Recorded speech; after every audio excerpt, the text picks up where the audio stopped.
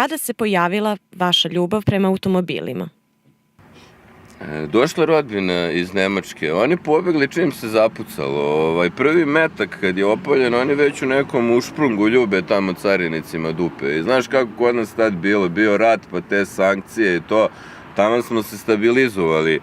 Kao kupili TV u boji, 4 kanala, uveli toplu vodu, asfaltirali put do kuće, znači milina i dila. Kad evo ti njih Mercedesom, brate, i voze 3 bicikla na krovu. To smo prvi put videli. Ćaletu poklonili ženskog planinca, Kevi ono sa onom korpom za pijacu, a meni kao BMX, to je kao moderno tamo kod njih, neki šareni. I donesu onu šogaten čokoladu, onu na kockice što je belu. Pa mi nismo vidjeli crnu čokoladu, ono od pada Krajine. Evo, cijela ulica se skupila, gleda onu čokoladu, razumeš, čudi se. Ja pobegnem i to onim BMX-om vozim ga, kao gledao na BK, to se nešto skače s tim, diže se na zadnji i to ja kao daj da probam. I ono upadne mi noga u žbice, padnem okom na volan i lanac padne, onda nakon nameštam sav prljav od onog maziva i krvi. Onaj lanac, suza kane, dignem pogled i vidim belog Mercedesa. Kao ona čokolada. Ja šta ću, razumeš, kažem sebi jebote ujak ono govno dezertersko, razumeš, jebote, ali kažem ja ću da vozim takvog Mercedesa jednog dana i poklonim onaj BMX ciganima. A Burazeru, ja sam ti gledao Formulu kao klinac non stop, pratio sam Montoju i Kubicu. I jebi ga, brate, svaki čovjek je imao neki cilj u životu, ili da se dobro oženi, ili da se dobro zaposli. Ja sam samo hteo da vozim Bembaru. Ja sam ti, brate, išao, ne znam, znaš, po pijacama i kupovao one priveske BMW, ona koža što udari, onaj metal. Pa sam kupovao patike BMW. Dobro, mislim, nisu baš bile BMW patike, nego Vink, pa ja onda ono duplo V prelepim, pa bude BMW. I sve sam imao od BMW-a, samo kola nisam. Koja je godina proizvodnje vašeg automobila? Pa, Mercedes se ne pita za godinu. Pa vidi, Burazeru, on maltene još nije ni prohodao, što se kaže. Mislim, reći ću ja vama iskreno. Znači, on je 2 godine star, znači 2010. Dobro, mislim, sad je 2018, ali 2010. kad sam ga kupio, on je bio star 4 godine plus 2 kad sam ga, pošto sam ga nosio da...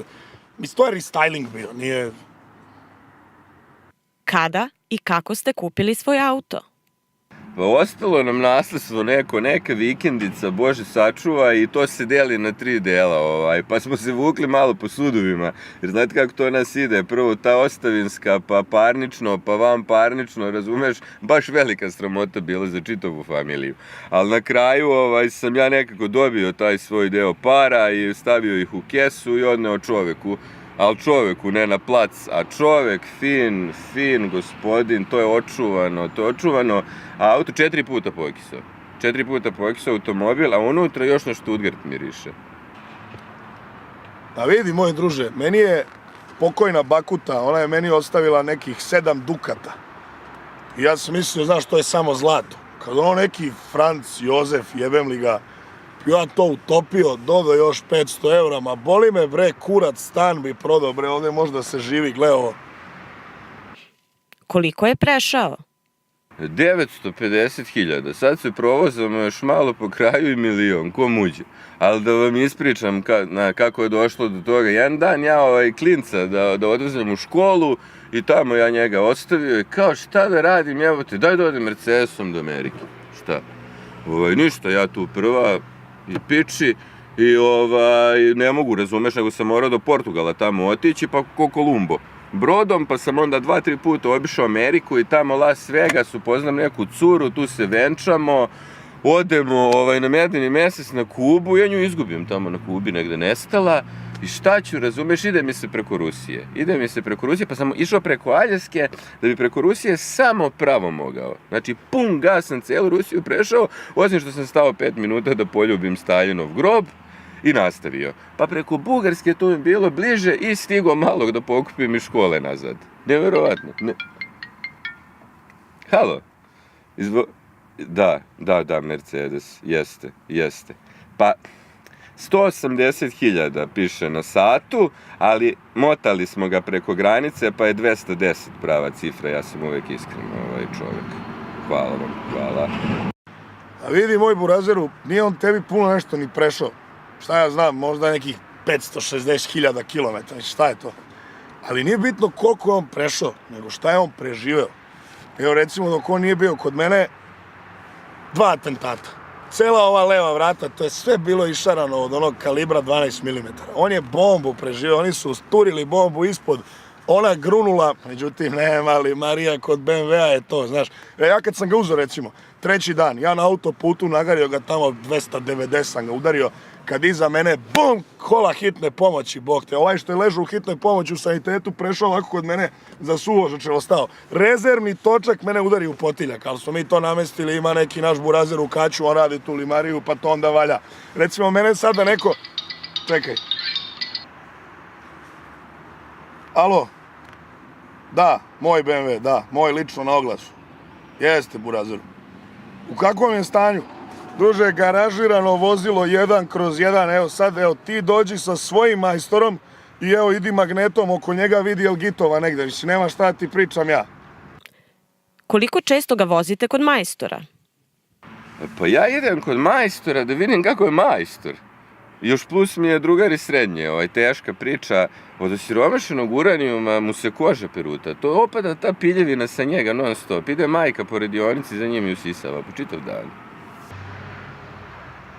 Pa brate, ja ti vozim auto kod majstora samo da ga pogleda. Znači ja ga uteram tamo u servis, on dođe, pogleda i to je to, nema tu šta da se priča. Jedino uradim onaj set kvačila svakih 4 meseca i veliki rad ima 370.000, tu nema isto šta. Automatik ili ne? Pa normalno automatik, gospodsko vozilo. Uđem unutra, prekrstim noge, pricnem dugme i on ide sam. BMW, automatik. Šta mislite o ugradnji plina? Pa dobro, druže, nije ovo friteza za pomfrit da ide na plin i neki zejtin, bože. A pa burazeru, opet se ti Prednosti i mane vašeg auta. Prednosti Mercedesa. Mercedes ima samo jednu manu i to je taj znak na haubi. Kad ga ima model i neko vam ga ukradi, ne možete to naći. Meni su ukrali, ja sam tražio na polovnim automobilima, zvao ljude. Jednog kretena sam zvao 30 puta, neće da proda znak. Neće govno da proda. Ja odem kupim čitavog Mercedesa od njega, dovezem ga kući, skinem znak, stavim na svoj auto, sednemo ono njegovo govno, vratimo ga džabe, evo ti Mercedes bez znaka, jebote Mercedes i znak i sve. Prednosti, burazeru. Pa zvuk. Gledaj sad ovo. Vidi ovo. Ovdje ga držim. Čekaj, kvačilo kočnica. Op. Šta je ovo? Ne treba sad. Ovo je bre zvuk. Ne Mercedes bre šugali. Ti upališ, možda ćeš napore da viš da li si ga upalio. Vidi ovo. Da se čuje. Naravno da se čuje. I dobra riba kad leti šta je. I ona se čuje. Šta je? Tvrd. Naravno je tvrd BMW, tvrd auto. Slušaj bre, slušaj zvuk ko šaban ovo da mi peva bre. Koliko troši vaš auto? Pa ko upaljač, ali bukvalno ko upaljač, jer ja naspem i odem do Danske sa njim i onda se tamo još 2 dana vozam oko Kopenhagena na rezervi. Moj BMW. U razeru ja stanem na pumpu, sipam pun, uzmem u levu ruku, ona mi ni ne treba. Klik, on sve posrče. Ali to ti je tako, brate, ne može BMW da posrče benzina koliko može kurva para. Ako hoćeš da ti malo troši, onda uzmi neku domaćicu, jebi ga ko neki Mercedes, pa se onda igra, jebi. Šta mislite o automobilu vašeg sagovornika? Pa potpuno odgovara njegovoj primitivnoj estetici i konjušarskom karakteru.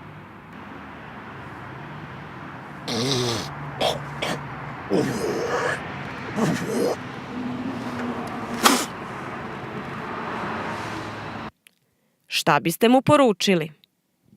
Zaigraću Mercedes i pred tvojom kućom.